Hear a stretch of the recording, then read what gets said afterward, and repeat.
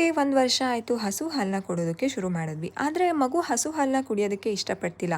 ಅದಕ್ಕೆ ಬೋರ್ನ್‌ವಿಟಾ ಅಥವಾ ಹಾರ್ಲಿಕ್ಸು ಏನಾರ ಆ್ಯಡ್ ಮಾಡಿದ್ರೆ ಮಗು ಕುಡಿಯೋದಕ್ಕೆ ಇಷ್ಟಪಡುತ್ತೆ ಅಂತ ಅನಿಸುತ್ತೆ. ನಿಮಗೂ ಈ ರೀತಿ ಯೋಚನೆ ಏನಾರ ಬಂದಿದ್ರೆ ಆ ಯೋಚನೆ ತಪ್ಪು ಅಂತ ಫಸ್ಟು ಅರ್ಥ ಮಾಡ್ಕೊಳ್ಳಿ. ಯಾಕಂತಂದರೆ ಬೋರ್ನ್‌ವಿಟಾ ಅಥವಾ ಹಾರ್ಲಿಕ್ಸ್ ಅಥವಾ ಯಾವುದೇ ಬ್ರ್ಯಾಂಡ್ಗಳಲ್ಲಿ ನ್ಯೂಟ್ರಿಷನ್ ಅಂಶ ಯಾವುದೂ ಇರೋದಿಲ್ಲ. ಅದರಲ್ಲಿ ಇರೋದು ಬರೀ ಸಕ್ಕರೆ ಅಂಶ.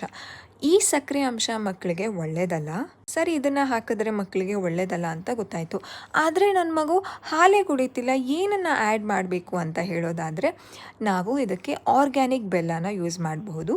ಆರ್ಗ್ಯಾನಿಕ್ ಶಾಪ್ಸಲ್ಲಿ ಸಿಗುವಂತಹ ಬೆಲ್ಲದಲ್ಲಿ ಸಲ್ಫರ್ ಇರೋದಿಲ್ಲ, ಅದು ಮಕ್ಕಳಿಗೆ ಒಳ್ಳೆಯದು. ಮತ್ತು ಮನೆಯಲ್ಲೇ ಡ್ರೈ ಫ್ರೂಟ್ಸ್ ಪೌಡರ್ನ ಮಾಡ್ಕೊಳ್ಬಹುದು. ಅದನ್ನು ಸಹ ನಾವು ಮಕ್ಕಳಿಗೆ ಹಾಲಲ್ಲಿ ಮಿಕ್ಸ್ ಮಾಡಿ ಕೊಡಬಹುದು. That is also very healthy. Dry fruits ಪೌಡರ್ನ ಮನೆಯಲ್ಲೇ ಮಾಡಿ ಮಕ್ಕಳಿಗೆ ಕೊಡಿ. It's very safe and recipe ನನ್ನ ಚಾನಲಲ್ಲಿ ಇದೆ. Please check once.